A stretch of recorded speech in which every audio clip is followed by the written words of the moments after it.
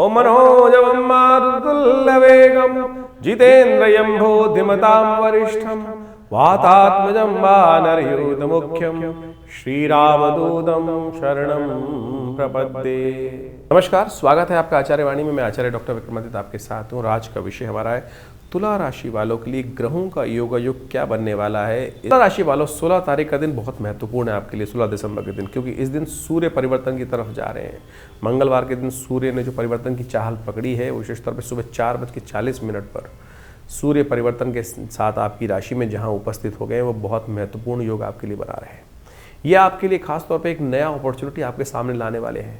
वैसे तो खर मास चल रहा है, खर मास में सूर्य की चाल थोड़ी हल्की हो जाती है, लेकिन इस बार जो सूर्य की चाल है वो आपके लिए बहुत महत्वपूर्ण है। खर मास होते हुए भी यदि हम बात करें तुला राशि वालों के लिए तो महत्वपूर्ण समय रहेगा। खर मास में कहा जाता है कि सूर्य के जो घोड़े होते हैं थक जाते हैं और भगवान सूर्य उनकी लगाम को थोड़ा हल्का कर देते हैं, उनको विश्राम करने को थोड़ा कह देते हैं, और ऐसे में थोड़े अटक अटक के चलने शुरू हो जाते हैं। सूर्य की चाल भी ऐसी हो जाती है, लेकिन आपकी राशि में ये चाल जो है यही आपको लाभ देने वाली है। आपके लिए बंद दरवाज़ों को खोलने के रास्ते देने वाली है। बस थोड़ा सा आपको अपने आप को अलर्ट रखना पड़ेगा। क्यों? क्योंकि इस समय मंगल अस्त है, शुक्र जो है वो भी अस्त हो गए हैं। तो थोड़ी सी जो चाल है आपके लिए वो कहीं ना कहीं थोड़ी सी कूटनीति का इस्तेमाल करते हुए कार्य करना है। कुनीति नहीं, कूटनीति का इस्तेमाल करते हुए कार्य कीजिएगा। परिवार को साथ लेके चलिए, समय का सदुपयोग करते हुए चलिए, पराक्रम को भूलिए मत। बस आपके पराक्रम से ही चीज़ें आपके लिए सपोर्ट करने के योग बहुत अच्छे से बनती दिखाई दे रही। गारंटी दे रहे हैं सूर्य और शुक्र का योग और सूर्य मंगल का योग जो है आपके लिए खासतौर पे आपके प्रयास नेगेटिव नहीं होंगे। बस गलत काम मत करना। गलत काम जो नुकसानदायक है, किसी को आप मतलब आमतौर पे क्या होता है ना कि कुछ वक्त होता है कि सही दिशा से पैसे आने वाले हैं या गलत दिशा से सफलता आने वाली है।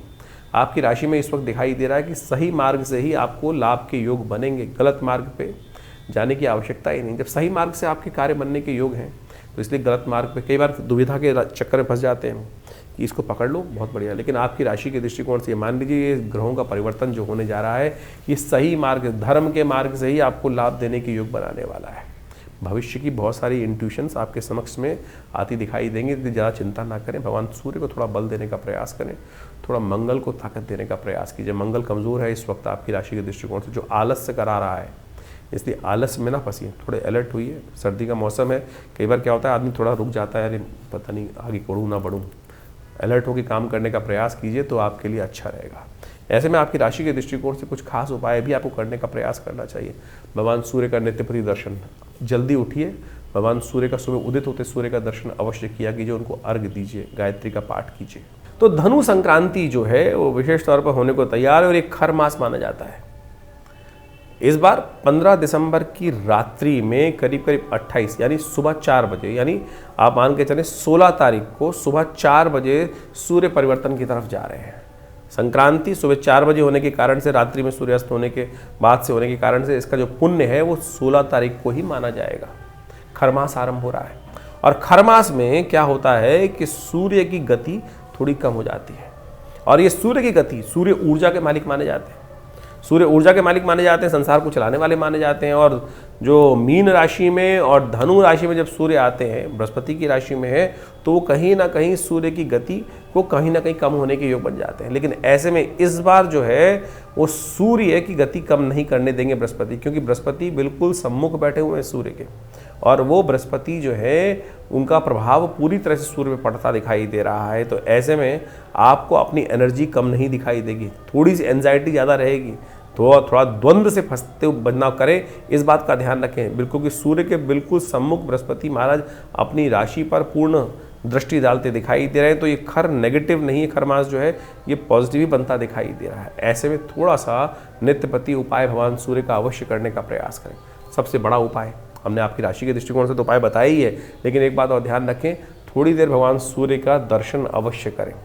हो सके तो एक तांबे के लोटे में थोड़ा जल लेकर और उसमें एक पीला पुष्प और साथ में थोड़ी सी रोली, लाल रंग की रोली जो मिलती है उसको डाल दीजिए और भगवान सूर्य का दर्शन करते हुए ओम अहे सूर्य सहस्त्रांशो तेजो राशि जगतपते अनुकंपाय मां भक्ता गणहर्गम दिवाकरम भास्कराय नमः दिवाकराय नमः सूर्याय नमः। इन्हीं मंत्रों के द्वारा आप भगवान सूर्य को नित्यप्रति अर्घ देने का प्रयास करें। और ऐसे में कहा जाता है कि धनु की जो संक्रांति होती है उस समय में गर्म कंबल का दान, कड़क कपड़ों का दान, चप्पल का दान, जूते का दान, तिल का दान, गुड़ का दान यदि ब्राह्मणों को किया जाए, जरूरतमंद लोगों को किया जाए, तो भगवान सूर्य के जितने भी कमज़ोर स्थिति ज्योतिष में बनी हुई है उन सब को ठीक करने की स्थिति बहुत बढ़िया उत्पन्न हो जाती है। तो ये छोटे छोटे उपाय हैं, इनको अवश्य करने का प्रयास कीजिए। देखिए परिवर्तन की स्थिति अवश्य आपके लिए, सूर्य जो है इस बार हमने कहा नेगेटिव नहीं है, पॉजिटिव बनकर आ रहे हैं, तो इनका प्रभाव यदि मिल जाए, क्योंकि बृहस्पति की राशि में है, बृहस्पति से दृष्ट है, तो ऐसे में ये उपाय जो हमने आपको कहे हैं छोटे हैं लेकिन बिल्कुल बहुत बढ़िया लाभ आपको देने के योग बनाने वाले हैं। तुला राशि वालों 17 तारीख के दिन ग्रह नक्षत्रों का योग क्या है वो भी जान लीजिए।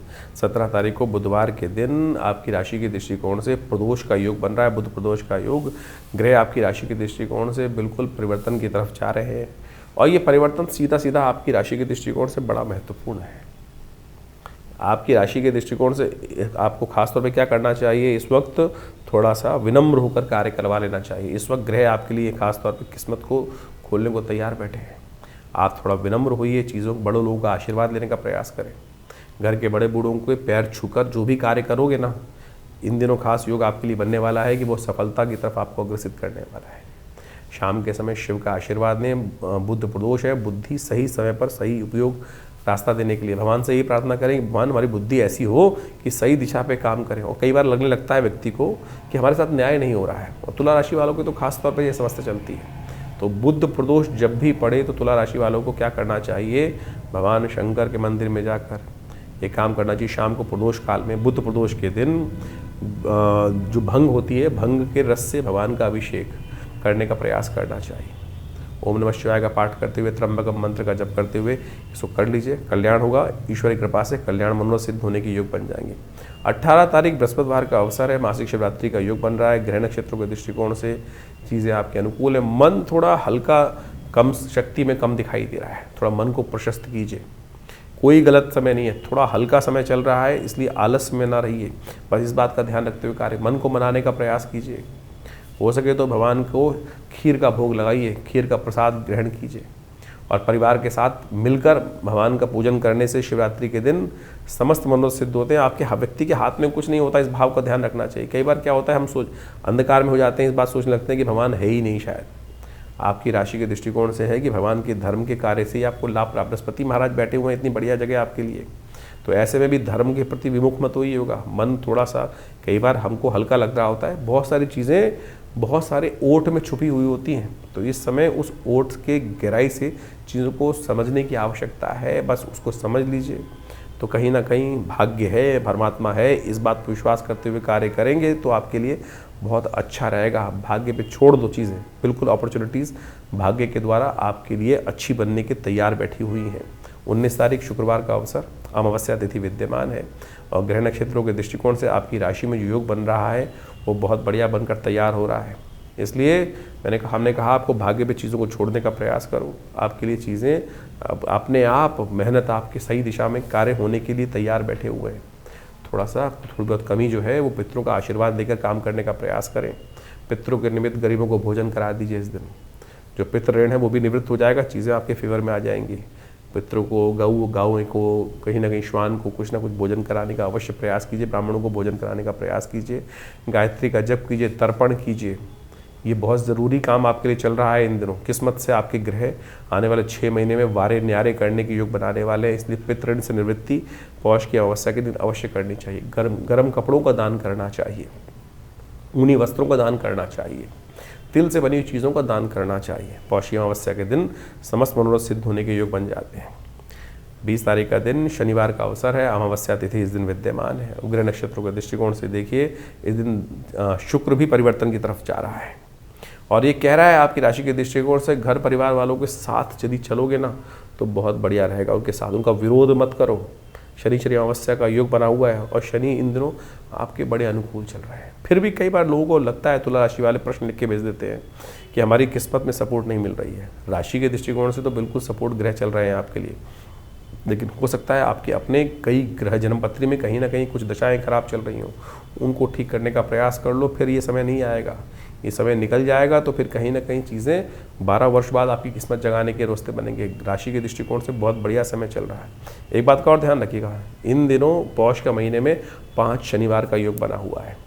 ये प्रलयंकारी योग है, ये कहीं ना कहीं प्राकृतिक आपदाओं को दिखाता है। भूकंप इत्यादि त्रासदी इस समय घटने के योग बन सकते हैं। तो इसलिए बहुत ज़्यादा जो ट्रैवल वाले काम हैं उनको बचने का प्रयास कीजिए। तो इस प्रकार से आपने राशियों का जो प्रभाव समझा, उसके अनुसार से आपके दिनों पर दिन किस प्रकार से ग्रहों की चाल रहेगी, उसके अनुसार से अपने जीवन के कार्यों को हमें करने का प्रयास करना चाहिए। ज्योतिष एक प्रत्यक्ष विज्ञान है। ज्योतिष के अनुसार से इस बात को हमको अच्छे से समझ लेना चाहिए कि जो प्रभाव है वो विशेष तौर पर कहीं ना कहीं वो छाया पड़ रही है, वो सूर्य परिवर्तन की तरफ जा रहा है। जैसे बड़ा परिवर्तन होता है ना, जैसे गर्मी, सर्दी, बरसात, ये सब प्रभाव होता है तो प्रकृति पर इसके अनुकूल से प्रभाव पड़ते हैं। अब व्यक्ति विशेष के ऊपर से किस प्रकार का प्रभाव पड़ने के योग बनने हैं, वो विशेष तौर पर समझने की आवश्यकता है। जैसे क्षेत्र के अंदर बारिश हो रही है, उस क्षेत्र में हज़ारों लोग रहते हैं, करोड़ों लोग रहते हैं, लाखों लोग रहते हैं, उनके अपने अपने प्रभाव हैं। किसी के लिए वो वृष्टि अच्छी है, किसी के लिए वो सर्दी अच्छी है, किसी के लिए वही सर्दी रोग कारक हो जाती है। तो ये सारा का सारा बाइफिकेशन जो है वो राशियों के अनुसार से हम समझ सकते हैं, अपनी इंडिविजुअल जन्मपत्री के अनुसार से। जितना इसको सूक्ष्म करते जाएंगे ज्योतिष को, उतना ज़्यादा ज्योतिष की गणनाओं का प्रत्यक्ष चमत्कार हमको अपने जीवन में देखने को मिल सकता है। तो इसलिए बहुत सारे लोगों के प्रश्न लगातार हमारे व्हाट्सएप पे भी आते रहते हैं, और बहुत सारे लोग व्हाट्सएप पे वैसे भी भेजते रहते हैं कि हमारे जन्मपत्री के अनुसार से क्या कुछ जानना है। देखिए, जन्मपत्री को वृहद वर्णन करना परम आवश्यक है। देखिए, ऐसा कई बार क्या होता है कि हम सब लोग नेगेटिव चले जाते हैं ज्योतिष के अनुसार से। हमारे जीवन में हमें पता चला कि कुछ कष्ट के योग हैं, तो हम कहते हैं फिर ये बायस है, गलत है, कुछ ना कुछ। लेकिन देखिए, सब कुछ कर्म के हाथ में है। कर्म प्रधान विश्व रचा रखा। जैसे आपके जीवन में जो भोग बन रहे हैं, जो कुछ योग आपके समक्ष आ रहे हैं, वो सब कर्म का ही प्रभाव है। शुभ कर्म करेंगे तो शुभ फल आएगा, और अशुभ करेंगे तो अशुभ का योग बनेगा। तो इसी प्रकार से आपके जीवन में यदि कोई ग्रहों का अशुभ प्रभाव बनकर आ रहा है, तो उसको ठीक करने के लिए सही कर्म, सही दिशा पकड़ना ही वास्तविक तौर पर सही कर्म करना है। तो उसके अनुसार से हमारे किए हुए जो दुष्कर्म है वो कहीं ना कहीं शुभ में परिवर्तन करने का योग बना लेते हैं। इसलिए भयावह चिंता ना करें। बहुत सारे लोग चिंता में फंस जाते हैं, किसी कुंडली में कुछ अशुभ योग आ गया, कोई केमुद्रम योग आ गया, कोई मांगलिक योग आ गया। तो पहले तो मांगलिक योग का ये समझ लें कि नेगेटिव योग है ही नहीं भाई। बहुत सारे लोग जबरदस्ती डरने का प्रयास करते हैं। कुछ लोग ज्योतिष के दृष्टिकोण से पितृदोष का हंगामा मचा देते हैं। अरे ज्योतिष में कहीं ज्योतिष का विषय पितृदोष है ही नहीं। अध्यात्म का विषय भी पितृदोष नहीं है। ज्योतिष की गणनाओं को देखकर, चार्ट को देखकर कोई ये कहे कि आपकी कुंडली में पितृदोष का योग स्थिति है, तो बिल्कुल नहीं पता चल सकता। बिल्कुल ऐसा कोई योग नहीं। हाँ, इस प्रकार के योग बनते हैं कि कैसे लोगों को सावधान रहना चाहिए, कैसे आपको अपने जो कर्म है वो ठीक करने का प्रयास करना चाहिए। तो यदि आप ये मान के चलें कर्म का, जैसे आप सोचें कि आपके सामने आपके बड़े आ रहे हैं, पिता आ रहे हैं, कोई आ रहा है, अमावस्या आई या कोई तिथि हुई, और उस समय आपने उनके प्रति जो दायित्व कर्तव्य था वो नहीं किया, एक पितृदोष कैसे बनता है?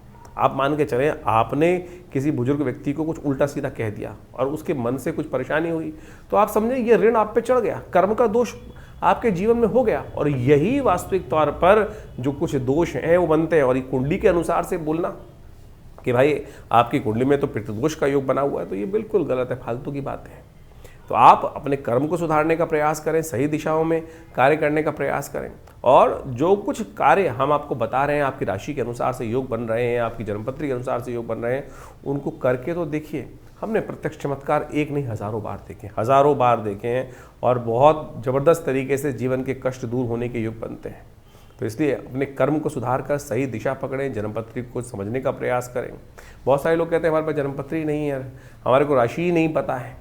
तो आपकी नाम की राशि भी तो है, आपके नाम के अनुसार से आप जान सकते हैं कि कौन सी राशि आपकी बन रही है।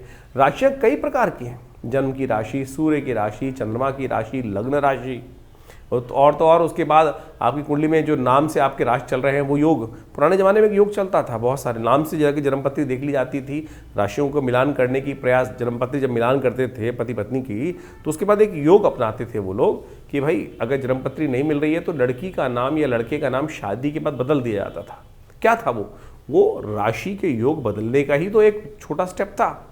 ठीक है, वो अज्ञानता के कारण से था, उससे प्रभाव, लेकिन ये सब छोटे छोटे टोटके जो तथाकथित तौर पर ज्योतिष के अंदर रहे हैं, इन सब का प्रभाव होता है वही राशि के दृष्टिकोण से। तो आप इनको सही समझने का प्रयास करें। तो आपकी राशि जन्मपत्री में योग में क्या योग बन रहे हैं, किस प्रकार की स्थिति ग्रहों का परिवर्तन से प्रभाव पड़ेगा। और बिल्कुल आप सत्य माने, अभी बृहस्पति महाराज चेंज हुए कुछ दिन पहले, हमने ऐसा देखा कि बिल्कुल जो संसार में प्रभाव पड़ रहा था, बहुत सारे लोग प्रत्यक्ष योगों की कुंडली में परिवर्तन दिखाई दिया। तो आपके लिए कौन सा समय अच्छा है, कौन सा समय खराब है। हम वैसे तो नित्यपति बताते ही हैं, तो आपके मन में भी कोई प्रश्न चल रहे हो चिंता ना करें, आप हमारे इस कार्यक्रम में हमारे साथ जुड़ सकते हैं। और व्हाट्सएप के माध्यम से भी आप अपने प्रश्न को भेजते हैं बहुत सारे लोग, लेकिन उसमें सिर्फ किसी ने हाथ बना के भेज दिया, किसी ने केवल अपना नाम लिख के भेज दिया, ना प्रश्न लिखा है ना कुछ लिखा है, तो जवाब कैसे दिया जाएगा। तो आप अपने प्रश्नों को सही से अपना नाम, आपकी आयु, आपकी date of birth, time of birth, place of birth, कहाँ जन्म स्थान है, वो सब लिखिए और साथ साथ अपने जन्मपत्री की एक फ़ोटो भेज दीजिए अगर है तो आपके पास, और क्या आयु है आपकी इस वक्त और क्या प्रश्न आपके मन में चल रहे हैं, क्या समस्या को निदान चाहिए। हज़ारों लोगों के प्रश्न आते हैं और बहुत सारे लोगों ने कुछ लिखा ही नहीं होता है, तो जवाब क्या दिया जाए हमारे आश्रम की तरफ से। तो इसलिए कोशिश ये करें डिटेल्स को सही से भेजने का प्रयास करें, और बहुत सारे कार्यक्रम समय समय पर आपके लिए होते ही रहते हैं आश्रम पे, आप उन सब में भी समय समय पर आकर आश्रम पे जुड़ सकते हैं। प्रयास करेंगे कि संसार के कष्ट दूर हों, जीवन के कष्ट बहुत अद्भुत प्रकार से दूर होने के लिए ज्योतिष विज्ञान का सर्जन हमारे ऋषि मुनि ने किया है, तो उसका लाभ लीजिए, कल्याण होगा।